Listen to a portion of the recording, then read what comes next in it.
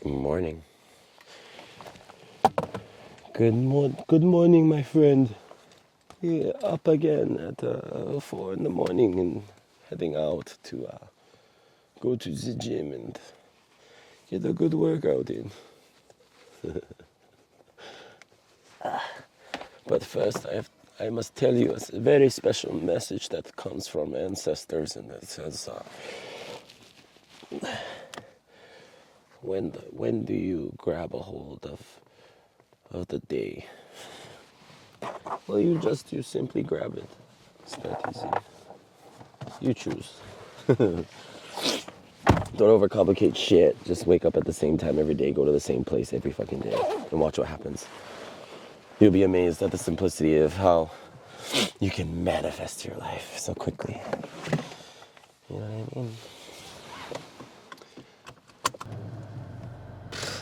I'm a walking fucking Toyota Tacoma commercial. Get that all synced up. Oh shit, the fuck? Oh, I like blacked out there for a second. I was like thinking about all this other stuff and I like totally forgot I was driving. Oh, what was it? I was gonna say, oh yeah, seize the day. Carpe diem, Latin stuff. No, that's not even what I wanted to say. Actually, I wanted to say that I had a dream and you were in it. And in the dream, you were like, for some reason, had a cocaine problem.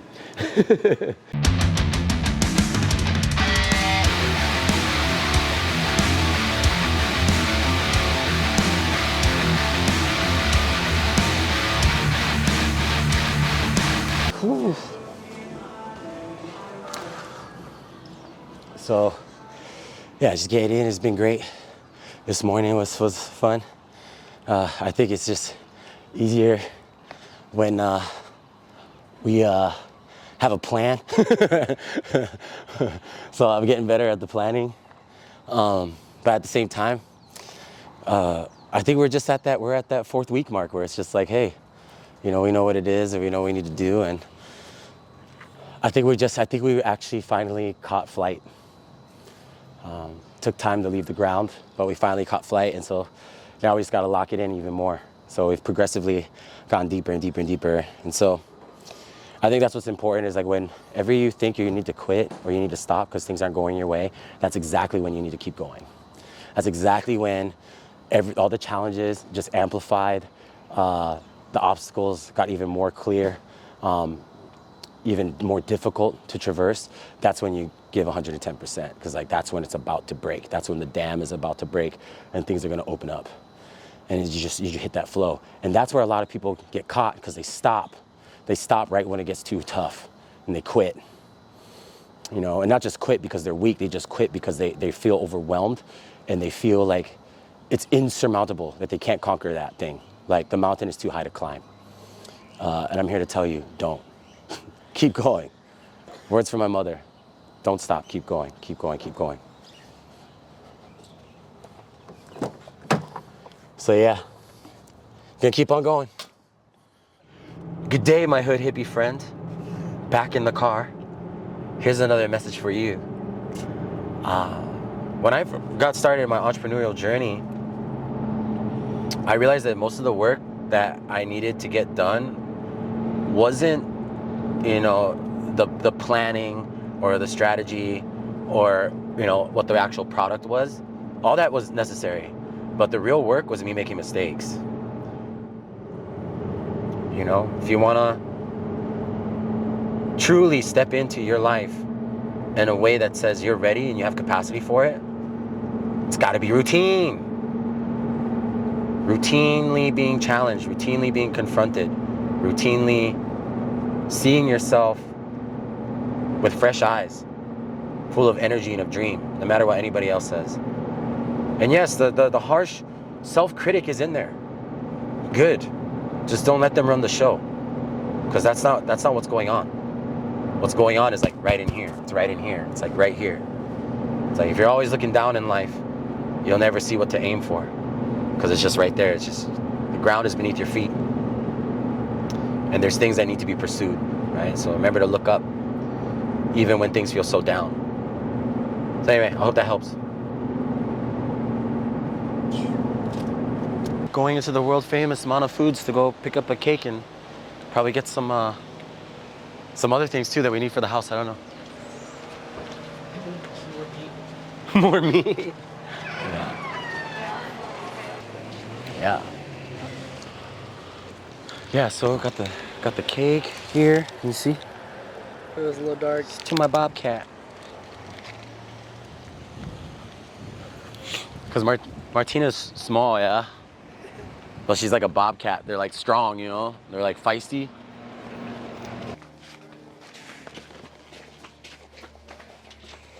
Cake is here. Birthday party in full effect. Got the gifts, got the cake, got the flowers. I need a rest so that I can clean up the house. You need to eat food. We gotta clean up this fridge too. At least I do. How do I look? I look cool. Yeah. Yeah, you look alright. Could be better. Well, good. Oh, it's gonna be a quick one. They don't speak English. But look at this, look at this. Do I still look cool? Or I look goofy? I still look cool? Look the part. I look the part, yeah. Shoot, man, if I just had that bolo right here and a nicer white shirt and some nice dress shoes. It looks cool though, yeah. I think, yeah, you get the ticket since you're Hawaiian. This beach used to stretch all the way across. Used to be one big, long beach side with rocks back in the day.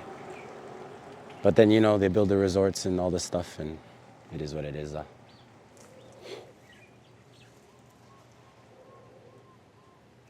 It's kind of funny because you would think that, you know, well, just appreciate what you have, you know. Just, yeah, it's still nice, but I think it'd be even nicer with all these buildings right here, you know? Like if it was just like its natural habitat and everybody was built on the other side of the highway.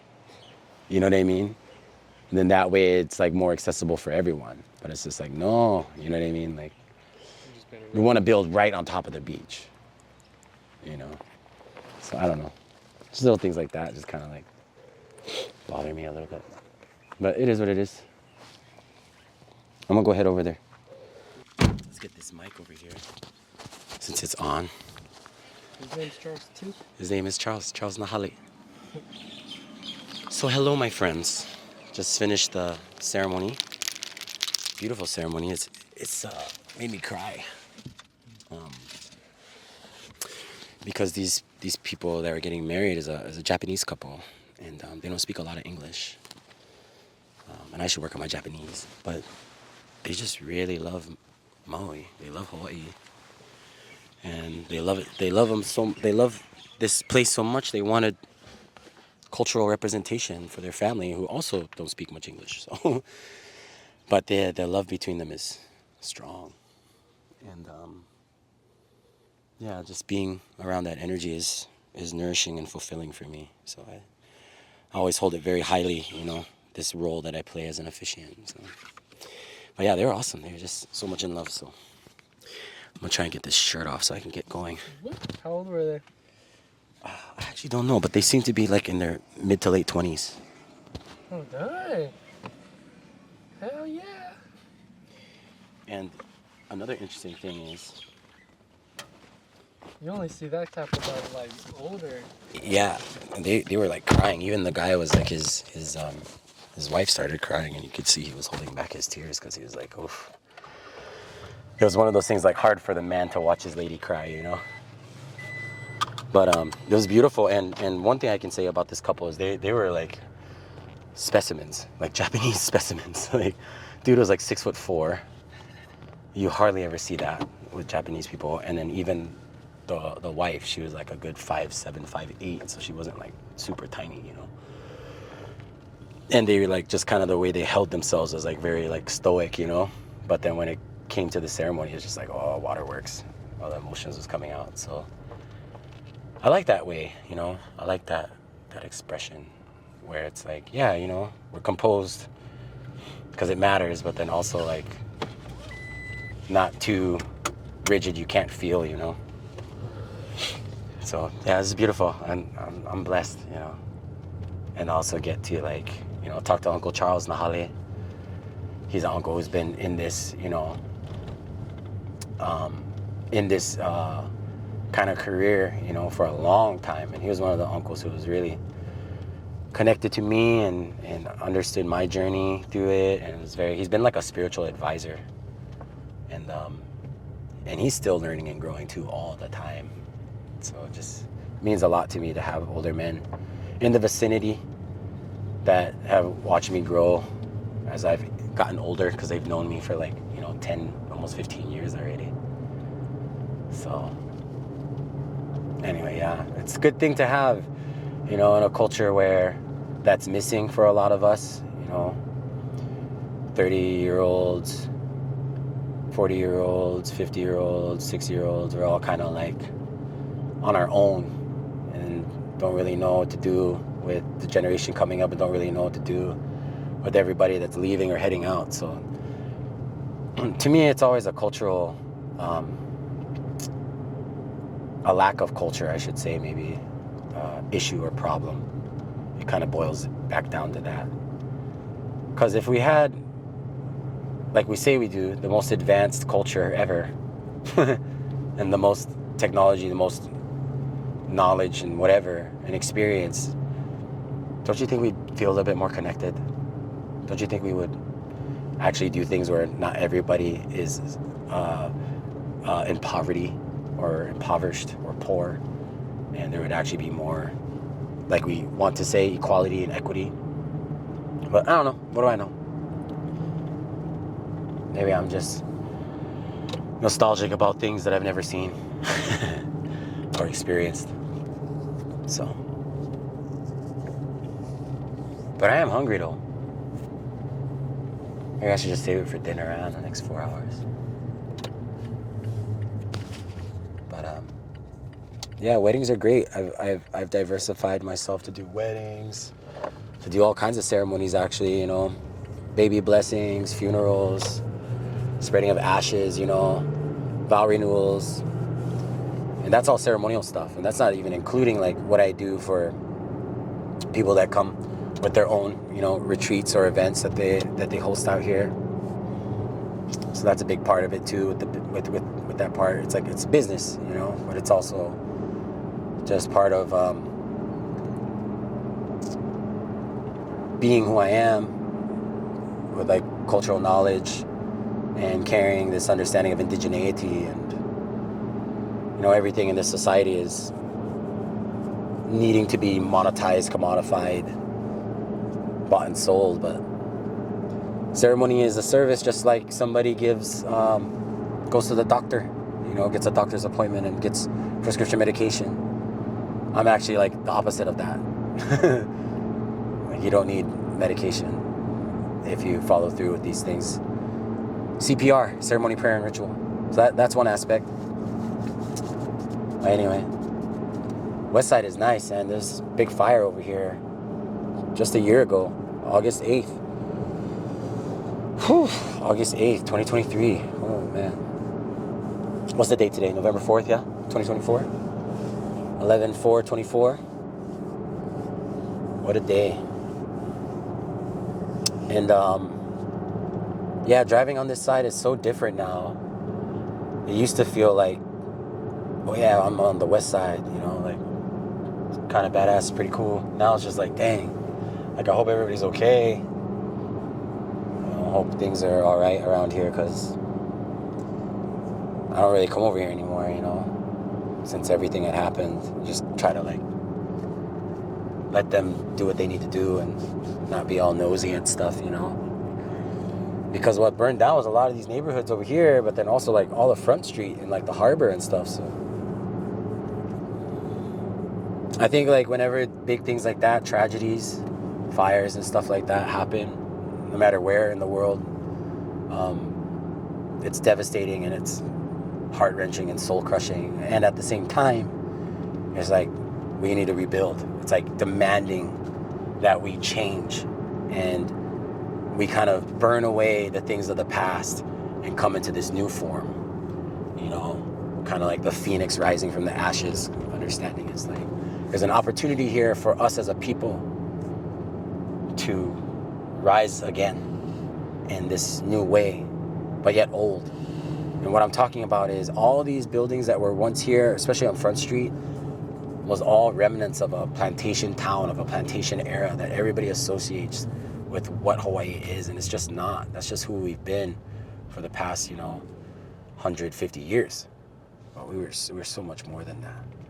As a place, as a people, as a culture, as a way of life.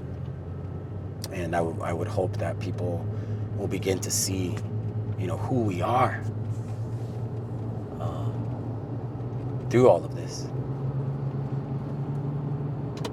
And we all have our things, right? It's like this is a terrible thing that's happened to our community, to the people on the west side who've grown up their whole lives over here, and family homes like destroyed, culture, legacy, heirlooms just gone. And so it's like I can empathize and want to, move towards something more beautiful than we knew was possible. But I also have to, but I also need to hold my people who have been most affected by this. Can't be coming in with big ideas thinking, I'm gonna change things, I'm gonna make it better, and I'm this person. It's like, no, that's not how this shit works. It's like you gotta listen to those whose pain and suffering is right there viscerally on the surface. It's so tangible, But anyway, how do you hold so many different realities all at once? I don't know.